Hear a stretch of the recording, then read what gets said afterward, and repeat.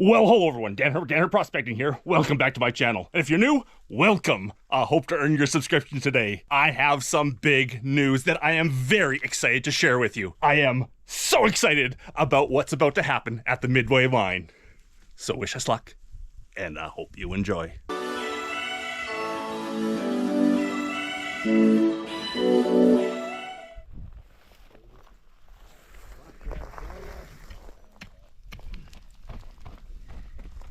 What you doing, Cash? Oh, you know, just helping Grizzly up the hill. I'm the young one, so, you know, got to take care of these old boys. Yeah, I'm glad you didn't say you were pulling your rope. Oh, you said it for me, Dan. Yeah,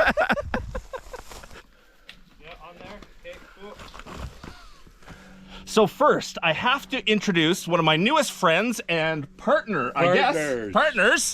This is Grizzly. He goes by Grizzly. Grizzly Discoveries is his company, a mining company, and Grizzly and I just went into a partnership on the Midway Mine to explore this site for more potential. So thank you so much, Grizzly. I really look forward to what we have going in the future. Thank you too. I think we got a good deal. It's good for everybody. Awesome.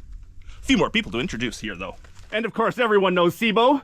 Sibo was the one that connected me up with Grizzly and started this whole process going. Good to see you guys. We also have Mike here, who is the chief consulting geologist of Grizzly. Cheers. And he's up here to let us know what he sees on the surface of what our deposit really looks like.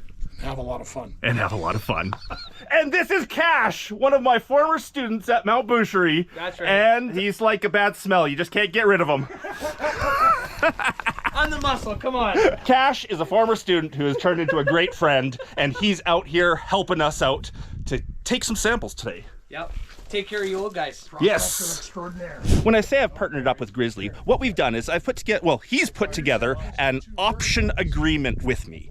So he has the option to purchase this land if his prospecting and, you know, exploration comes in positive. So we have a 3-year agreement here. He's got 3 years to, you know, check this place out, drill it, put in assays, do bulk samples, all that kind of stuff. And if at the end of that he likes it, he will purchase the property off of me. That's the general, you know, gist of an option agreement. Also have some, you know, going forward, if he does purchase the property and turns into a gold mine, I do get percentages after that. But, you know, in general, he's got the option now to possibly buy this if all of his exploration here comes in positive. And so far, it sure is. And yes, the company that Grizz owns and operates is Grizzly Discoveries. It is, you know, a publicly traded junior mining company. And part of the deal is I am now a shareholder in Grizzly Discoveries. I'm part of the company. Never held mining shares before. This is kind of cool. And as I've said many times before, I am not a miner. I am a prospector. I find these properties and then hopefully, you know, sell them off to someone that can do something with it. It would not be me doing a big operation like this in the future anyhow. This is what I do. I am a prospector. Prospectors typically are not miners. That's for sure. Okay, so we're going to go up and look at the pit where we took those samples that Jason from Mount Baker Mining and I just finished running.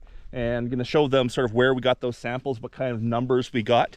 These guys have already done some assays up here. They're telling me right now that the numbers that Jason and I got were pretty accurate compared to an official lab assay. So good job, Jason. You did a good job of getting similar numbers, that's for sure. Especially potty, you know, gold and silver are often hard to reproduce from sample to sample. Right. So unfortunately, we have to walk up the hill now, which is ugly.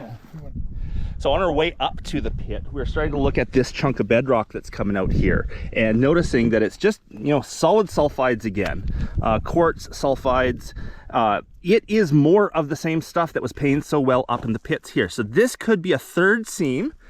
We might have 3 parallel seams, or it could be one that's actually perpendicular to the first 2, because looking at it, it almost looks like it goes in that direction, which is 90 degrees to the other 2 seams up above. Could mean at some intersections, the high grade ore gets even better. It is possible. That's exactly what I'm thinking. The intersections in so many ore deposits is so important. The geologists are basically drooling over the rock samples around here. I'm pretty sure They are very excited with the grades they got from their own assays. Nothing to do with what Jason and I did. They took their own samples and sent them off for assays before they, committed to any kind of deal. And they are very excited.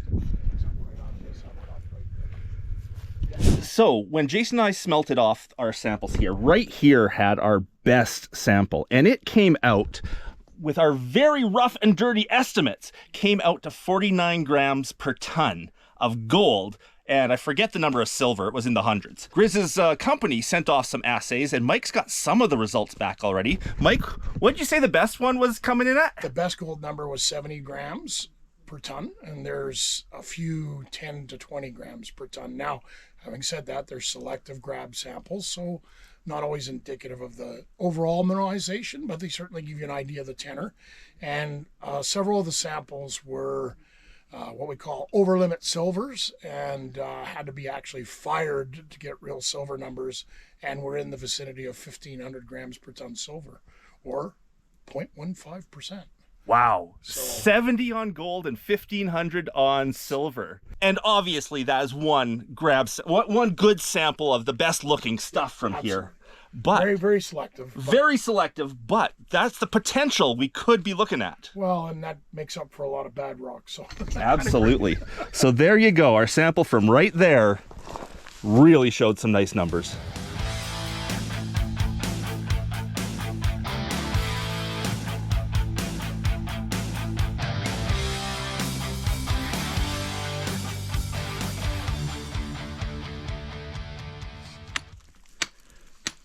There's why you're getting the big silver numbers. The mineral we thought might be molybdenum, I think is actually just galena, but it's just got a real purple look to it. Oh yeah, right there. So we're looking at galena, probably an iron pyrite. Mike says probably some sphalerite, that's a zinc ore. All sorts of metals coming up in this vein. Sibo's grabbing the best. I'm definitely not doing it on purpose, but you always grab the best looking stuff. I'm always out to look for the best looking stuff.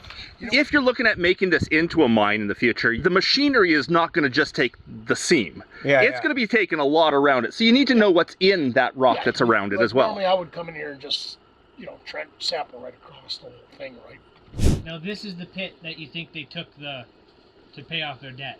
Yeah, that's the story, is that they got into a debt with at the smelter, and they had to pay off their debt, so they came and took the material from here, sent it off to the smelter, and used the results to pay off their debt. Yeah, I think there's definitely some sphalerite in there. And you can see the cubic silvery galenas.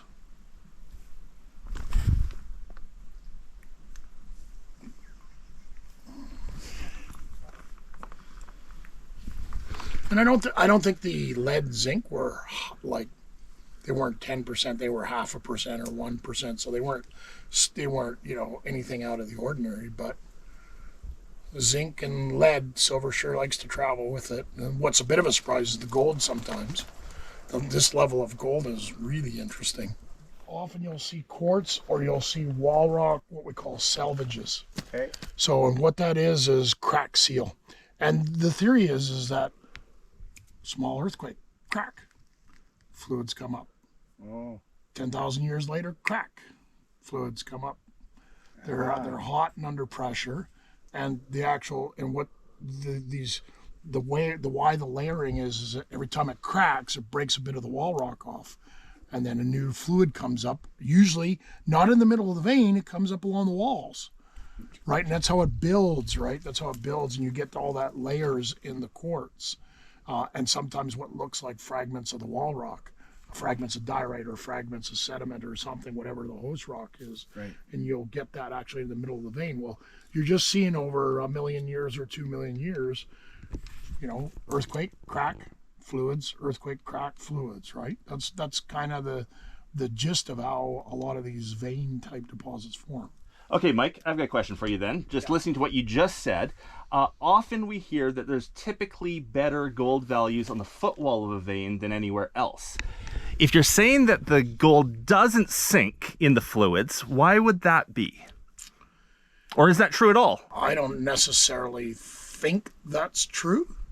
But I do believe that if you've got a hanging wall and footwall, it's typically when you get the earthquake and you get the crack, it's happening at the footwall. So your multi-episodic veins, you're actually breaking and sealing and breaking and sealing always at that footwall and building out from the footwall typically. Not that you can't do it on the hanging wall, but I would say the footwall probably is more often than the hanging wall, right?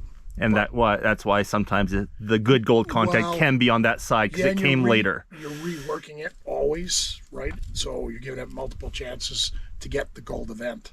Right. There you go. From the chief geologist. Yeah, speculation. The chief bottle washer. Speculation, but. And just talking about a few sort of ideas of where to go from here, what kind of samples to do, Grizzly was thinking about this pit here, actually creating a very large bulk sample, sending it off and seeing what a large sample might produce for numbers. Because when you're doing small samples, you're usually looking for the best material. To get real numbers, you need that bulk sample, just cross-section of everything, host rock and all. And this might be a good spot to start, because we know they've done it here once before and we see good values in a few of the veins. It might be a great idea to see sort of what is outside those veins, what a whole big cross-section might hold for gold. I think if you did, you know, a 10-ton, a 20-ton bulk sample from here, you would be getting a lot of gold and silver in your test. Agreed, for sure. Get the shovel. Get the shovel. Cash is on it already. Let's go. Come on. Yes, it's nice where they do come together, and then you need a cross structure or a flat structure to make them come together. Right. And then that's where you get your grade and your tonnage, and they blow out. So I'm hearing all sorts of terms I have never heard before listening to this conversation. I am completely self-taught, you know, never taken a geology course or anything. So some of the words that Mike is saying here, I think might be French or something. I don't know. some of it could be fuchsite. Again, chromica. Another great thing about this partnership I've got in with Grizzly Discoveries is this is the same piece of property that my ocean picture stone's on. Now, we've made the deal that I still own the whole ocean picture stone, everything, but Grizzly has the resources to actually start extracting some of it for me, or at least, you know, going and making a trench in the area that will expose some more of the main seam. We've definitely worked that into the deal, that I will be continuing to work the ocean picture stone, and the resources of Grizzly Discoveries are going to help me collect more of it into the future and put the correct permits in. They work with the ministry all the time, so they're going to make sure that all the right permits are in, and it's something they do on a daily basis, so it's easy for them where it's a lot of work for me. And we've made a full circle of the mountain, poking at different rocks all over the place, found all sorts of more interesting things, and I'm right back to on top of the portal. Now I gotta find my way down. Well, I am so excited about this partnership, and I think that mine is gonna produce a lot in real short order. Thank you so much. Awesome. I am happy to have a partnership with you, Grizz. Left to left is heart to heart. And if you want to get in on the action, as I said, Grizzly Discoveries is traded publicly on the TSX. TSX, OTC, and then in Frankfurt, Germany. Our symbol's GZD in Canada, GZDIF in United States, and G6H in on Frankfurt Exchange in Germany. There we go. If you want to get yourself some Grizzly shares, which now apparently I have some of, check it out on the stock market. Perfect. And I hope you enjoyed the video. If you did, please leave me that thumbs up. If I haven't earned your subscription already, I hope I earned your subscription today. And a big thanks to everyone for watching, especially my patrons. Because of the support of my patrons, I get to make these weekly episodes of Hurd Prospecting. Hope you're all having a great day. I sure am. I am too. It's an awesome day for everybody. Until the next one. Bye. Bye.